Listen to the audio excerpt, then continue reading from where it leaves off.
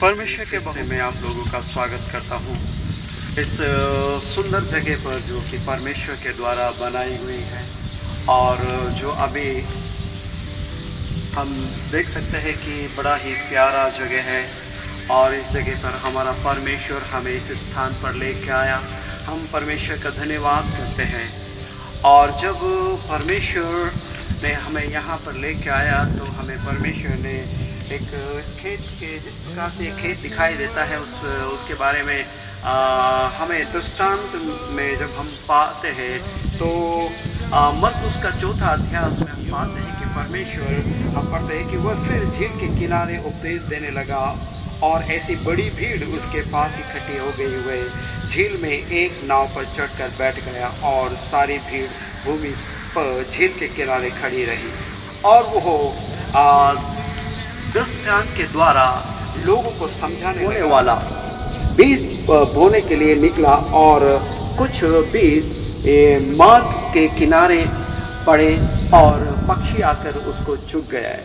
और कुछ जो बीज है पथरीली में चट्टान जैसे पत्थरों पे आकर पड़े और वो उगे और उगने के बाद जब सूर्य उगा तो वो झुलस गए क्योंकि वो जड़ नहीं पकड़ पाए। और कुछ जो कि कुछ बीज इस प्रकार की झाड़ियों में गिरे, आप देख रहे हैं कि इस प्रकार की झाड़ियों में पड़े और जब पड़े तो वो उगे और उगने के कारण लेकिन झाड़ियों ने उनको दबा लिया जिस प्रकार से वो उगे परंतु वो अपना एक अस्तित्व नहीं रख सके। और कुछ अच्छी भूमि पर भी गिरे और उन्होंने 30 गुना 60 गुना और 100 गुना फल लेके आए। और हम इस प्रकार से परमेश्वर का वचन में देखते हैं कि जो मार्ग के किनारे जो भूमि पर गिरे थे वो क्या हुआ कि जब मनुष्य परमेश्वर का वचन सुनता है, सुनने के बाद जो उनके जीवन से ऐसे मनुष्य के जीवन से शैतान उन वचनों को चुरा कर लेके जाता है। और जब हम दूसरे बारे में हम देखते हैं कि वहाँ पर चट्टान में जो गिरे हैं, चट्टान में गिरे यानी कि परमेश्वर के वचन को बड़े ही उत्साह के साथ वो ग्रहण करते हैं और ग्रहण करने के बाद परंतु कुछ बातों को लेकर वो उत्साह तो होता है लेकिन वो फिर वो छोड़ देते हैं।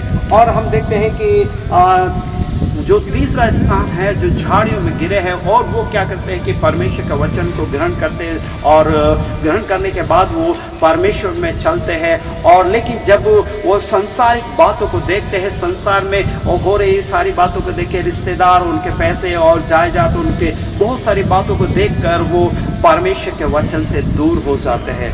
परंतु जो अच्छी भूमि पर गिरा है, वो अच्छी भूमि पर जो बीज गिरा है वो बहुत ऐसे फल लेके आता है, 30 गुना 60 गुना और 100 गुना फल लेके आते हैं। वो ऐसे व्यक्ति है जो परमेश्वर के राज्य के लिए, बढ़ोतरी के लिए फलदायक हो जाते हैं। वो किस प्रकार से, जब हम देखते हैं कि एक बीज मनुष्य जब उगाता है खेत में तो एक बीज के द्वारा एक बड़ा पेड़ धीरे धीरे उसमें से एक पेड़ निकलता है और पेड़ निकलकर वो धीरे फलवंत हो जाता है। फलवंत होने के बाद यानी कि बड़ा हो जाता है और वो बहुत सारे लोगों के लिए फायदेमंद कहलाता है। सबसे पहले हम देखते हैं कि उसके अंदर छाया बहुत सारी हो जाती है और जब छाया हो जाती है तो आसपास के पक्षी उस आश्रय पाने के लिए आ जाते हैं। और हम देखते हैं उसके और पक्षियाँ है, जानवर है, उसके छाया के अंदर आके बैठते हैं ताकि उनको शीतलता मिले, उनको छाया में मिले, गर्मी में राहत मिले और समस्याओं से राहत मिल सके। इसलिए वो और दूसरे क्या, बहुत सारे पक्षियों को अपना घर बनाने का भी स्थान मिल जाता है वहाँ पर और अपना बसेरा भी मिल जाता है।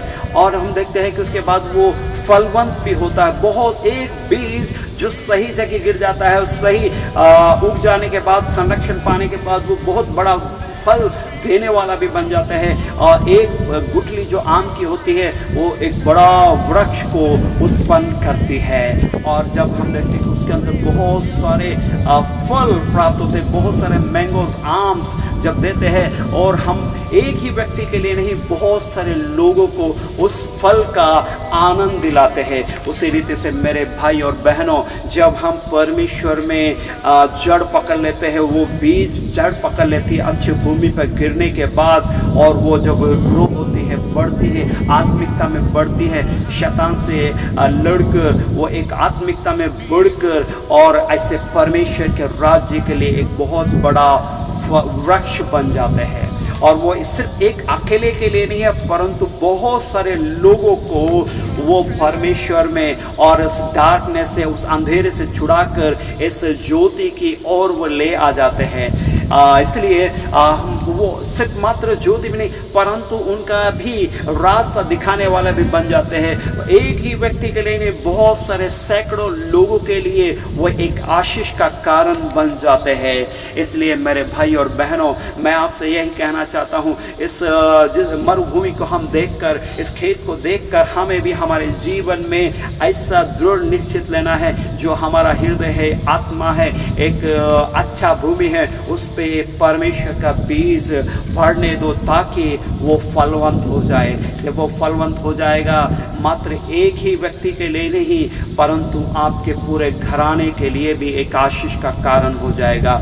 आप विश्वास में आ जाएंगे, आप विश्वास में बढ़ जाएंगे, आपके द्वारा परमेश्वर आपके घराने में भी काम करेगा।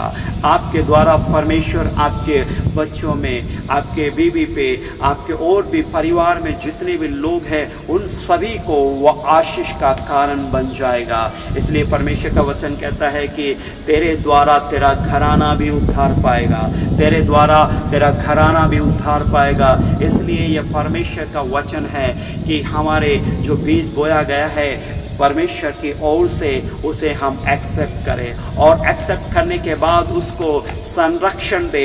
परमेश्वर में हम निरंतर हम बढ़ते जाए, लोगों की संगति में हम परमेश्वर के लोगों की संगति में आ जाए। यदि शैतान उसको चुराना चाहते हैं, शैतान आपको दबाना चाहते हैं, और ज़्यादा में धूप यानी कि शैतान आपके जीवन में इस प्रकार की परिस्थिति लाना चाहता है, आप संगति में आ जाए। और संगति में जब आ जाएंगे तो लोग मिलकर आपके लिए भी दुआ करेंगे, मिलकर वो युद्ध को लड़ेंगे, और जब युद्ध को लड़ेंगे तो शैतान वहाँ से भाग जाएगा।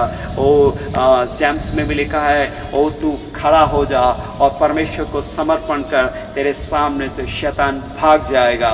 इसलिए मेरे प्रिय भाइयों बहनों, मैं आपसे यही मैं कहना चाहूँगा, ये एक बहुमूल्य समय है। इस बीज के उदाहरण से हम समझ जाए कि परमेश्वर ने भी हमारे जीवन में इस प्रकार की व्यवस्था करके दिया है। इसलिए हम परमेश्वर का धन्यवाद करें, और जो लोग समर्पण करना चाहते हैं, हम उन लोगों के लिए मैं प्रार्थना करना चाहता हूँ, उनके जीवन में ये फल और ये बीज एक बहुत बड़ा वृक्ष बन के आ जाए, ताकि बहुत सारे लोगों को ये एक अनुग्रह का कारण बन जाए। आइए हम प्रार्थना करें। ओ महान जीवितकारी परमेश्वर, मैं फिर से मैं तेरी संगति में लेके आ रहा हूँ उन लोगों के लिए जो अपने आप को समर्पण कर रहे हैं इस सुंदर समय के लिए। पिता परमेश्वर, उन सभी के जीवन में तू एक छुटकारा का कारण बन जाए, उनका हृदय, उनकी आत्मा एक अच्छी भूमि बनकर तैयार हो जाए, उन पर बीज बो, ताकि वो बहुत बड़ा फल देने के लायक हो जाए, वो वृक्ष बहुत बड़ा हो जाए, तो ताकि वो बहुत सारे लोगों को आशीष का कारण बन जाए परमेश्वर। और परमेश्वर, उन सभी को हम परमेश्वर तेरे चरणों में लेकर आ रहे हैं, और परमेश्वर से मैं प्रार्थना करता हूँ, ये प्रार्थना प्रभु यीशु नासरी के नाम से मांगता हूँ, सुन और कबूल कर। आमीन। परमेश्वर का धन्यवाद। और मैं आपसे परमेश्वर, और इस स्क्रीन पर एक नंबर चल रहा है, और किसी भी प्रकार की आपकी प्रार्थना रिक्वेस्ट है तो आप हमें इस नंबर पे भेज सकते हैं, और परमेश्वर से हम प्रार्थना करेंगे आपकी समस्याओं के लिए। आपकी जो भी पारिवारिक समस्या है, क्ले है, जो भी बात है, आप हमें यहाँ पर मैसेज भी कर सकते हैं। व्हाट्सएप नंबर पर भी यही नंबर है, और हम आप लोगों के लिए प्रार्थना करेंगे। परमेश्वर इस योग्य है कि आपको छुड़ा ले। जिस प्रकार से हमें परमेश्वर ने आज़ाद किया, ज्योति में लेकर आया, उसी प्रकार से आप लोग भी ज्योति में आ जाए। यही हमारा कामना है। परमेश्वर आपको बहुत ऐसे अनुग्रह करे। जय मसीह।